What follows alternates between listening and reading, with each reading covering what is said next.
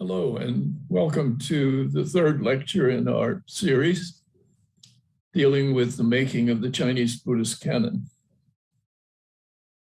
As we have already talked about, the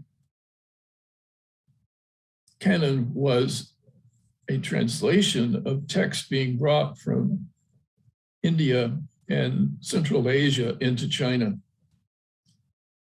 And so this lecture, I would like to discuss that process a bit more and to deal with what we know and what we don't know, what is happening in terms of the research on that issue. I hope that you can get a feeling for the process by which the books or the volumes were brought to China that were translated. We've just begun to realize that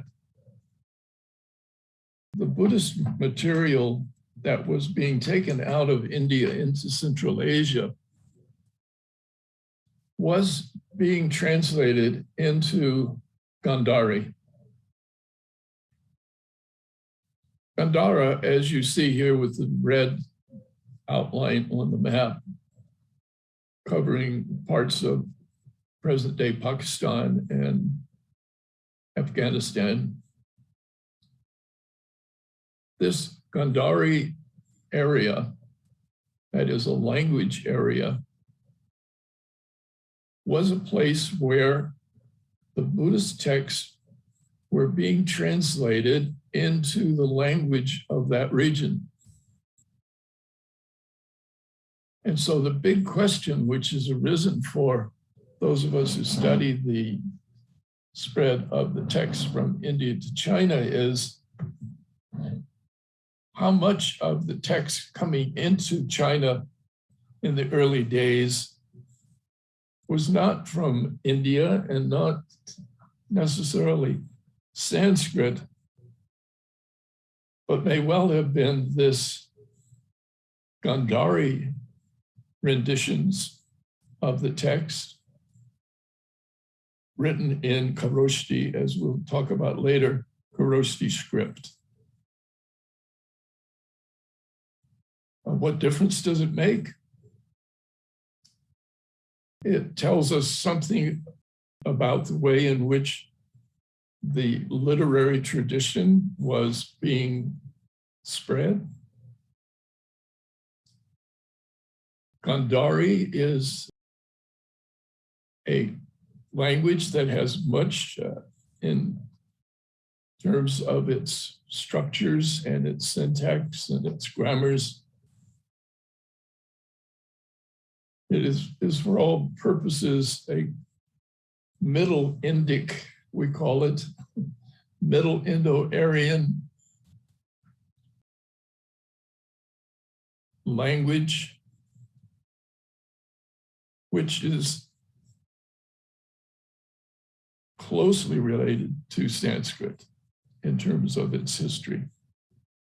So it's not as if when we look at Gandhari that we're seeing the kind of full translation that you have to make if you translate Sanskrit or Gandhari into Chinese, because they're two different language families. They have a different way of writing. They have a whole host of issues. If you have, the closer you come to the Indic language itself, then of course the translation is almost not a translation, but it is I would say something like a rendering of a text.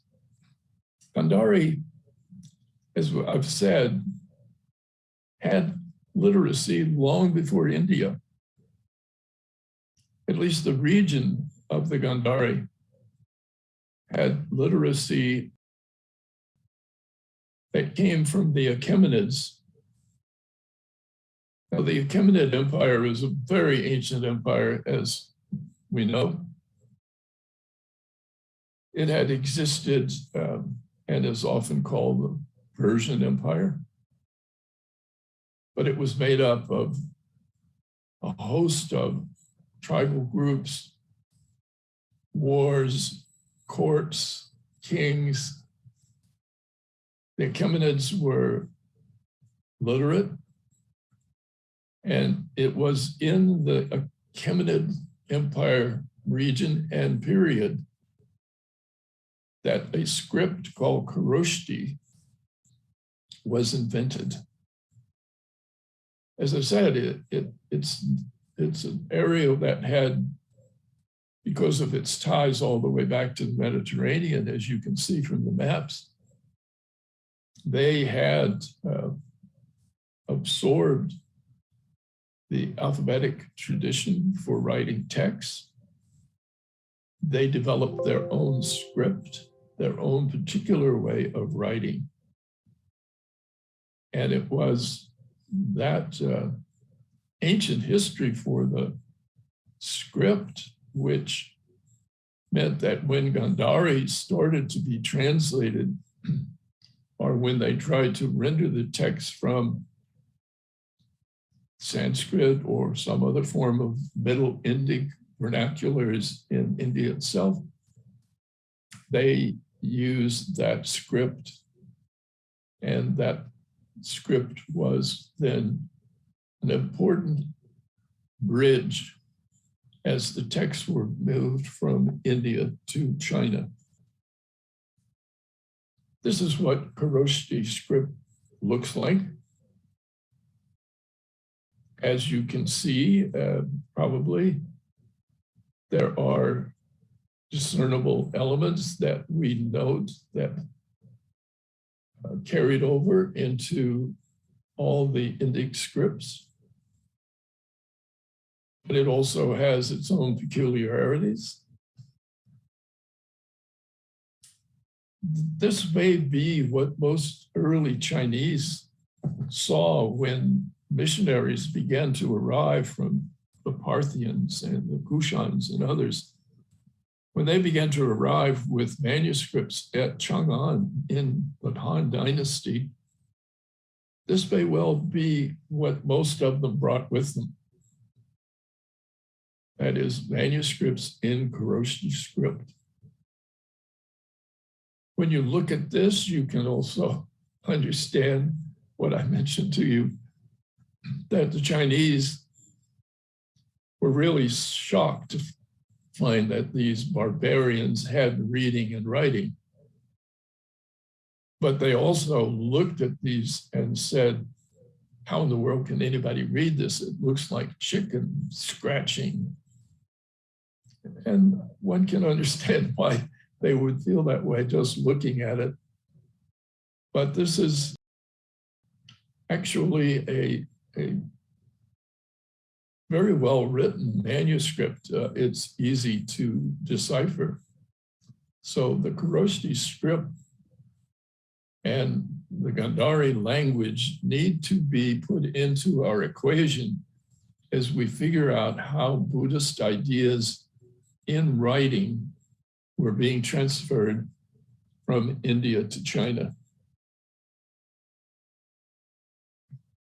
Some of you are working on your, I hope, on your surface research. And we have some of the oldest Gandhari manuscripts are on birch bark. And the birch bark, as you can see, could be rolled out and be quite long. Very different from the palm leaves of India, which were long and narrow, as you'll see in a minute. These birch bark manuscripts, they could take the birch bark and peel it and make it as long as the tree trunk. So the Gandhari people, because they were up in the higher mountains then, they were not tropical, and they simply turned to a new surface on which to write. And so without much question, I would say that the Gandhari manuscripts that arrived in China were just pretty much like this. They were arriving on birch bark. Now, the Chinese had provided paper, and so we began to get paper manuscripts as well.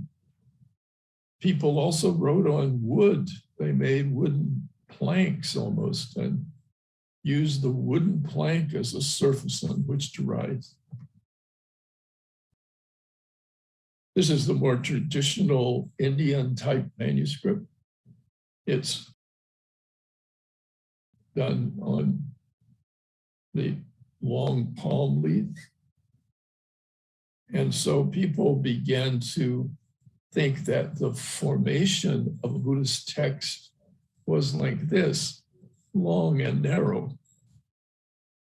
And that still was a thing which followed the Buddhist text as they were being moved from their place in India and moved toward China.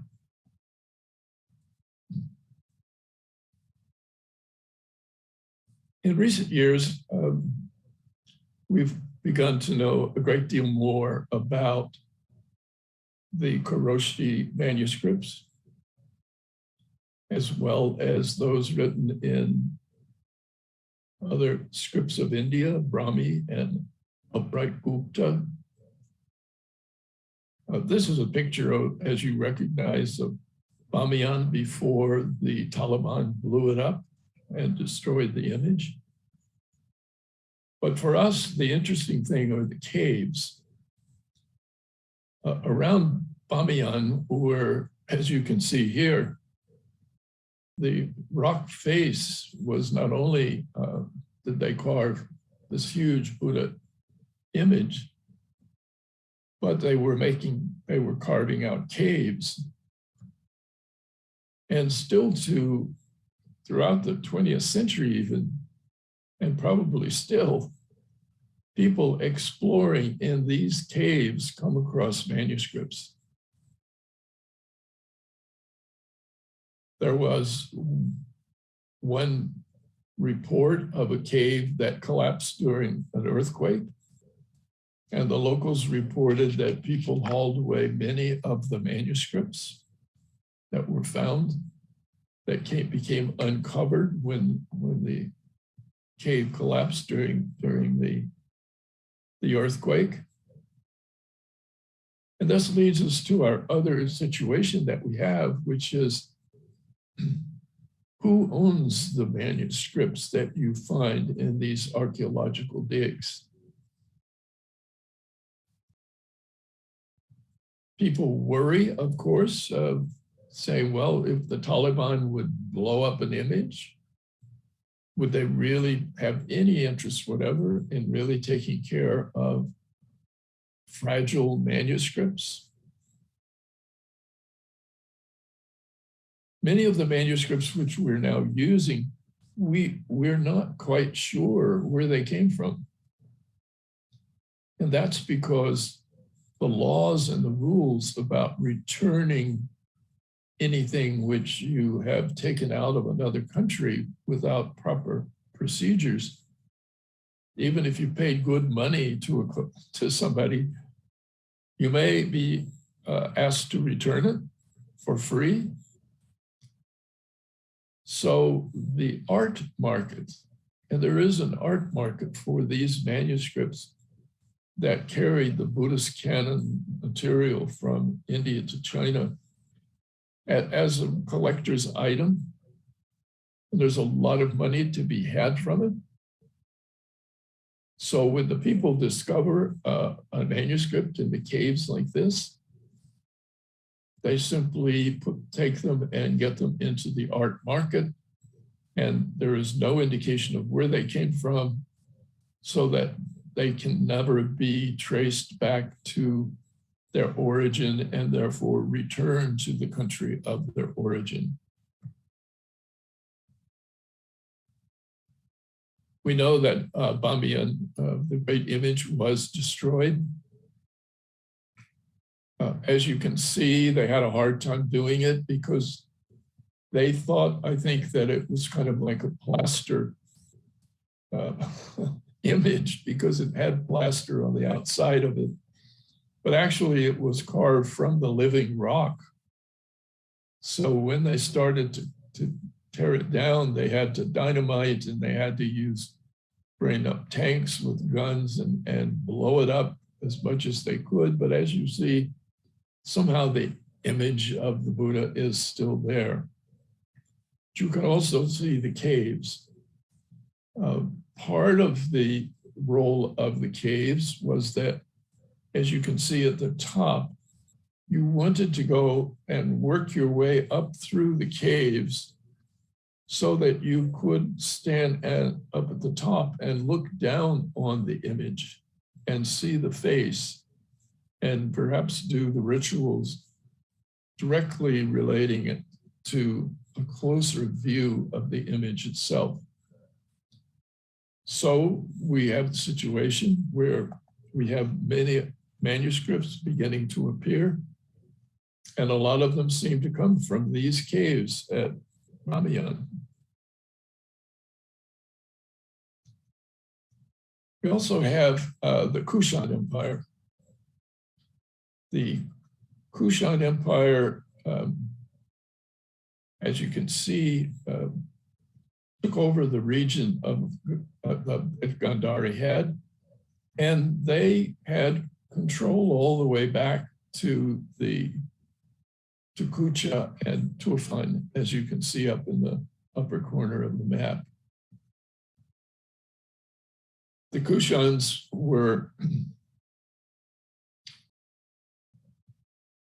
had developed an empire. They were tribal groups that had been pushed from Central Asia to the south and to the west.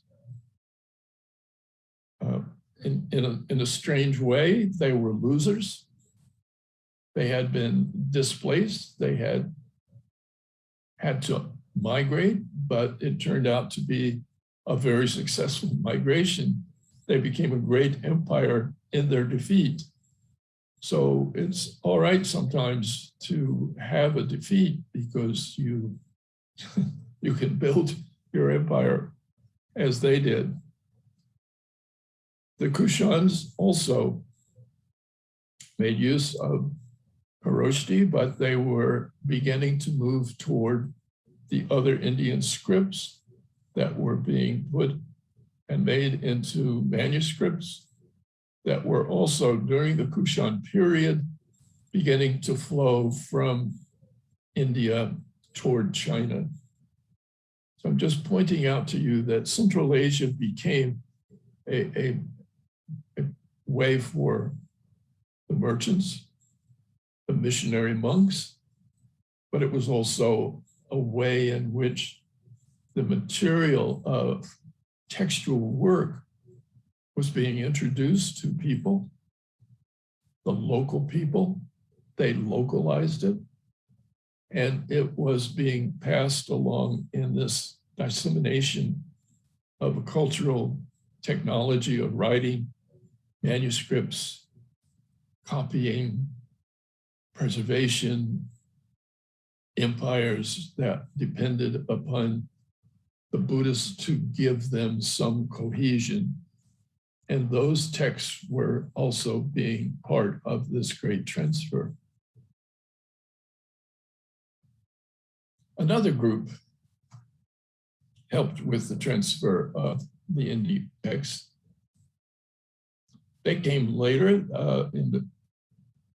They were the Chinese pilgrims.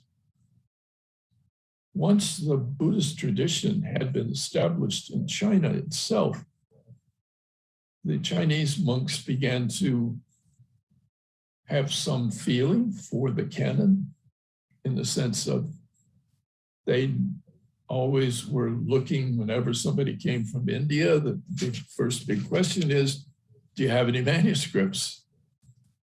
And it must have seemed as if there was a fountain of manuscripts in India that was flowing all the time, because for centuries, more and more of these manuscripts made their way into Central Asia and to China.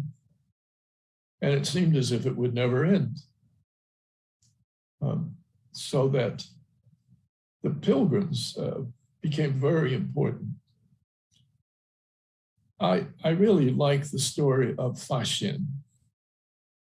He tells us a great deal about how, as early as probably for him, the late 4th, early 5th century, set off from Chang'an, went out to Dunhuang, went around the Khotan, Taklamakan deserts, down through the region of Gandhara, the Bactrian, old Bactrian Greek, the Kushan Empire area, and made his way to the Ganges Basin, the homeland of the Buddha.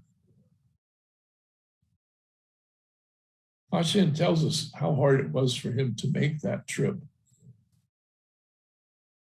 He says that he followed the bones of the dead animals sometimes to figure out where the trail was, because there were no roads, there were just trails. And he had a big problem, as did all the travelers, because the great rivers that were draining the high altitude mountains of the Himalayas and the Jinhai Plateau, they were formidable barriers for travel. So he traveled across the mountains and picked up the Indus River and walked along its embankment. He, as did all of them, I think the biggest part of the trade took place on the western embankment. But as you came down the Indus toward Pakistan, you need at some point to cross the Indus. Where do you cross the Indus?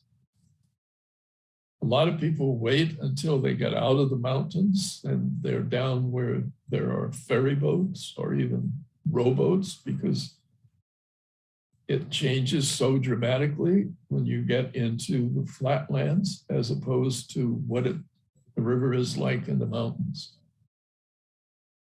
In the mountains, the Indus, of course, is dropping rapidly from a very high altitude, from the melting glaciers, and the water roars down the sides of the mountains. Faxian, in order to get across it, tells us that he decided to quickly get onto the north. It's called the Great North Road, that you can see the dotted lines that he traveled through India. So he crossed the Indus, and he crossed it at a point where he said he had to go down a sheer rock face with 700 steps chipped out of the face to walk down to where it was narrow enough for people to put a rope across so that you could be put on a kind of a pulley and pulled across the roaring gush of the water of the Indus.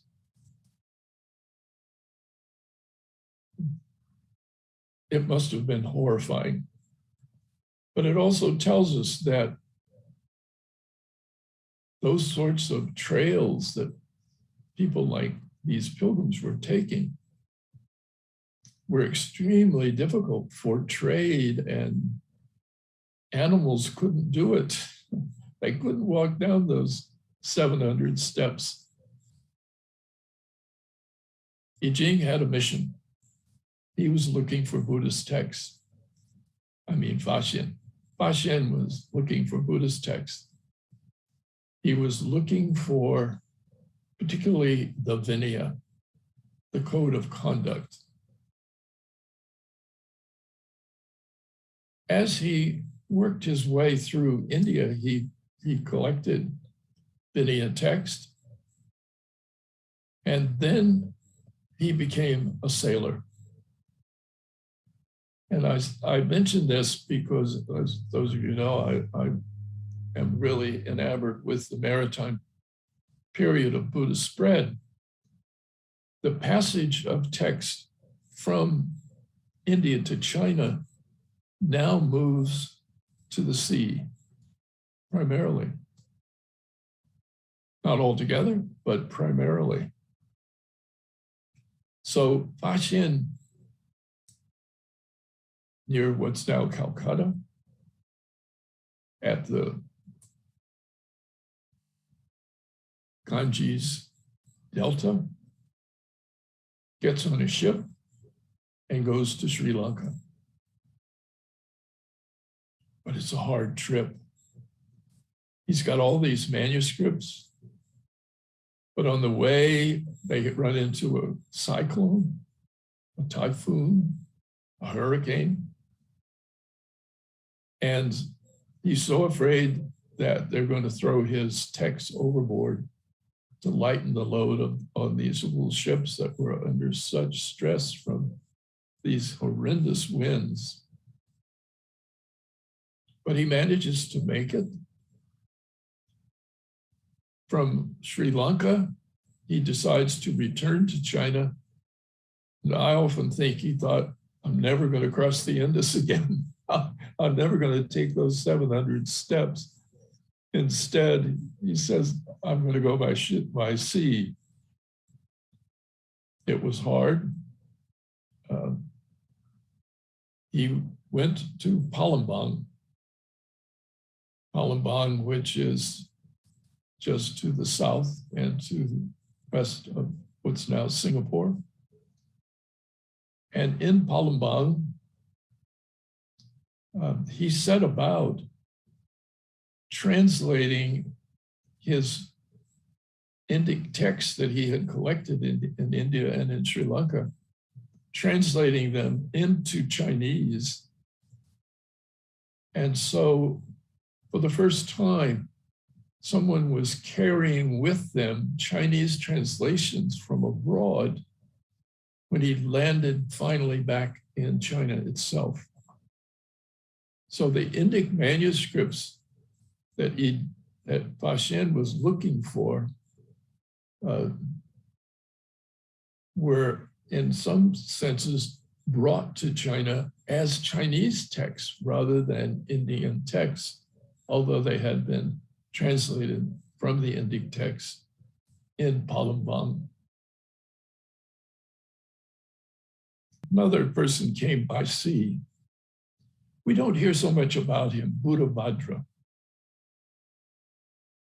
He was a contemporary of Kumarajiva.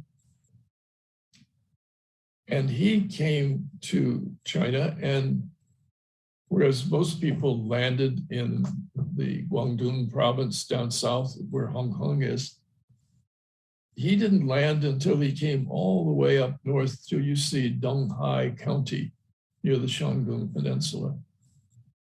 He came all the way up there and then crossed over to the Chinese capital. Well, when he arrived, the year he was at the time when here was this very famous monk, Kumarajiva, who had come and who had brought text with him as a missionary. And here Buddhabhadra comes as another missionary.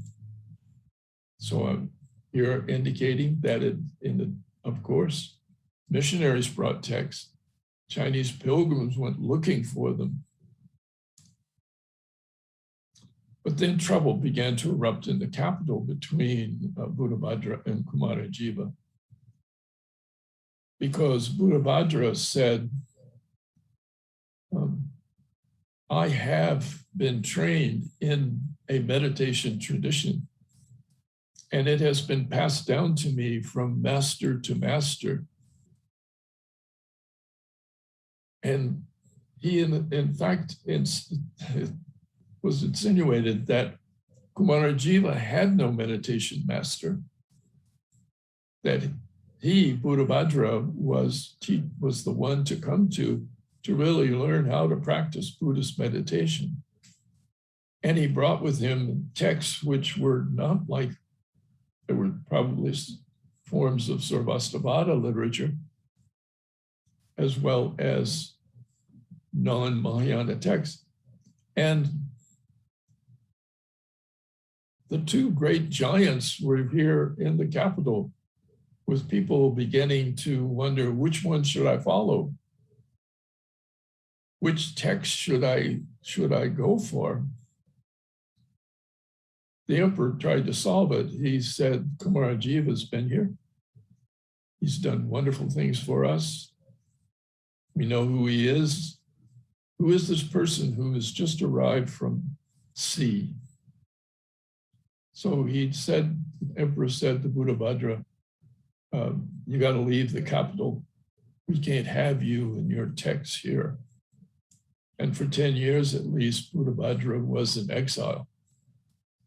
So there was now beginning to be an awareness in China of the differences in text. And they were struggling to figure out how to deal with this great variety of textual material. I Ching was the next one of note for us in terms of the passage of material, in terms of text. He was mainly traveling in the late 7th, early 8th centuries. He too went through Palembang.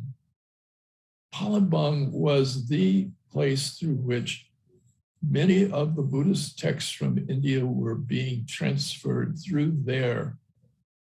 And it was from there that you shipped directly up to the Chinese coast, mainly to what's now Guangzhou.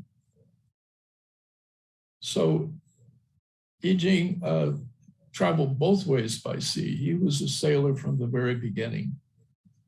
He was going for Vinaya text.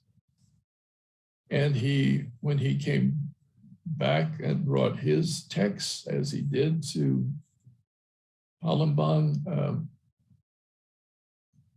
the translation and the kind of effort which even Faxian had at least started was now brought to the fore. So the Mula Sarvastivada Vinaya that was translated in Palembang by I Ching became one of the major texts for Chinese Vinaya studies.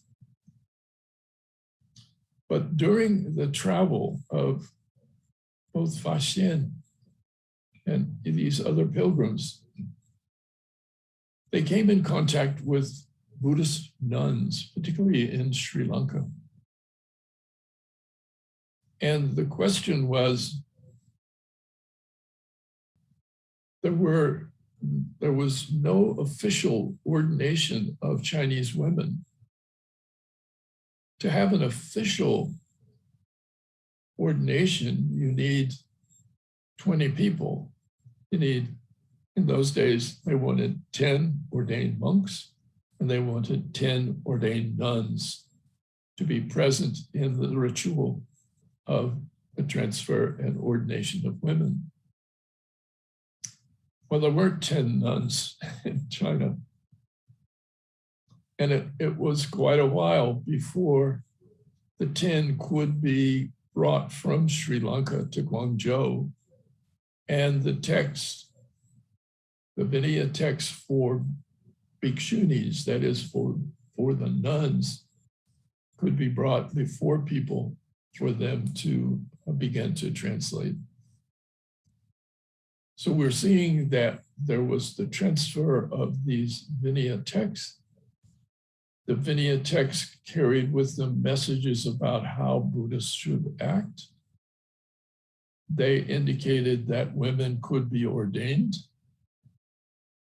There was textual evidence and textual instruction. So the texts that are moving to China, the Vinaya becomes really important. I keep referring to Palembang. Palembang is often, some people call it the capital of the Sri Vijaya kingdom. But I'm not sure that I don't think that that's necessarily the way we should view it. It was an important city. And there was we call it an empire, but basically it was a group of related settlements that were at the sea, totally a sea kingdom or a sea structured governance.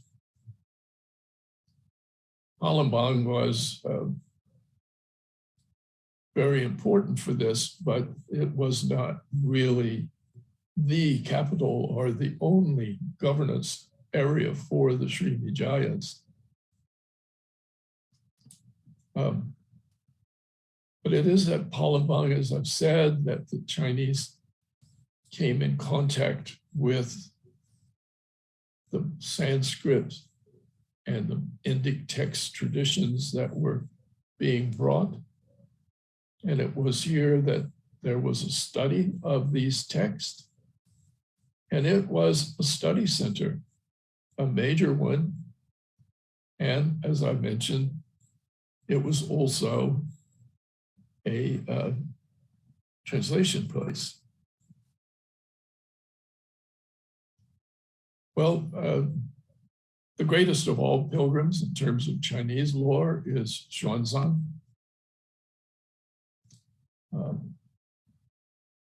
Xuanzang went through Central Asia to India.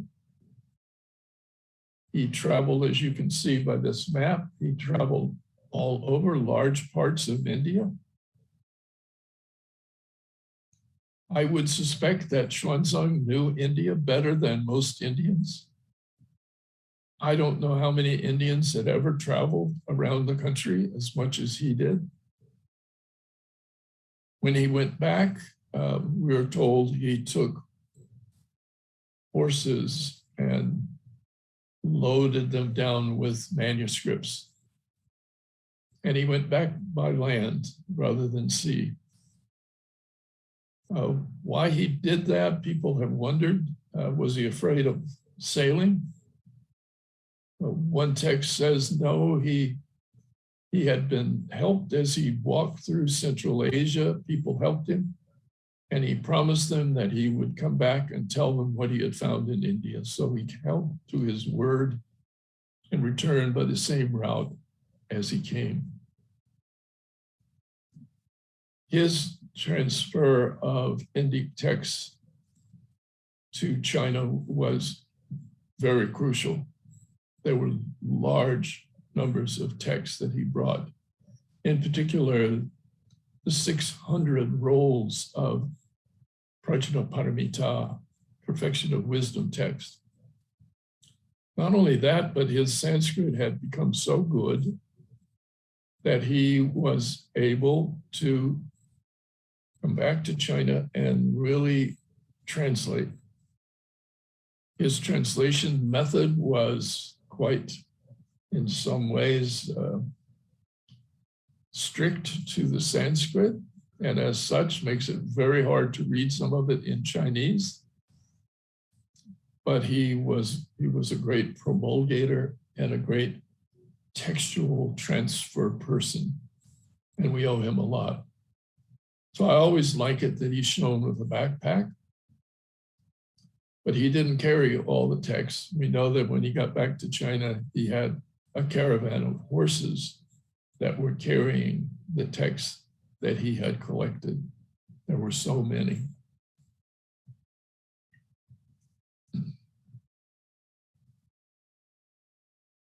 During the Tang, the translation process and the building of the canon for some years ceased. And that continued into the Song. But the Northern Song, when it came to power in the 10th century, they wanted to reestablish the power of the court and the glories of the past. And it was a kind of nostalgia trip, it seems to me, in one way, by the emperor. And he said, I want to have monks go out there and follow Xuanzang's trail back to India. And I want them to find Sanskrit manuscripts and bring them back here to China and translate them just as they used to do before the process had finally come to a halt. And it was a nice idea. And the people who undertook this did their best. The problem that they discovered was that by the time they went in the Northern Song, 10th and 11th centuries to India, Buddhism was no longer a major movement. It was beginning to disappear in its homeland. And coming across and getting a brand new manuscript was not what it used to be. It was a hard task to even find one. They did their best and they brought back copies of material that had already been brought to China and translated. They retranslated it. Scholars who look at their translations criticize them. They were certainly not the equivalent of some of the earlier periods of translation and translation bureaus. But the Northern Song, whatever their failures in terms of reestablishing the old, let's bring a manuscript from India and translate it process, they became famous, and we'll talk about that later. Their great fame is that they brought printing of the canon into existence. So we can see from these comments, the Indian texts were being transferred into China. And they came at first being carried by people, later maybe by animals like Xuanzang, then by ship. The whole process of actually bringing a physical manuscript into China was the story of building the Chinese Buddhist canon, because they needed to have those in order to have something to translate. And the canon was still in its infancy. It was being built on these translations. Now, later we know that the canon also began to include material which was written and redacted in East Asia itself. And that's an indication that China was developing its strength as a Buddhist environment. And as Buddhism in India began to wane, it was in China that now the work of the building the canon remained and still was being functioned long after things in India had subsided to a large degree as Buddhism was being absorbed or was being becoming invisible as it just became a part of the old Brahmanic traditions.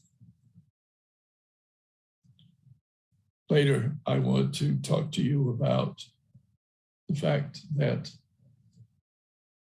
the canon and the production of these physical objects required that they be preserved, identified, and that's what we will talk about next time when we look at the fact that China gave Buddhism another great gift. They gave them the gift of library science in a way, and the canonic structures and the ways in which texts were preserved and which ones were preserved and how they were kept into categories is the next part of the story. But it still was, it was and must have been a very exciting time when you could go to India, pick up a manuscript, bring it back to China. Everybody was thrilled. A new one, a new text, quick, translated. Let's see whether it's something that we don't know about Buddhism. And often that was the case. New ideas, things had developed in India, new concepts. So the spread of texts from India is truly a real part of the study of the making of the Chinese Buddhist canon. Thank you very much.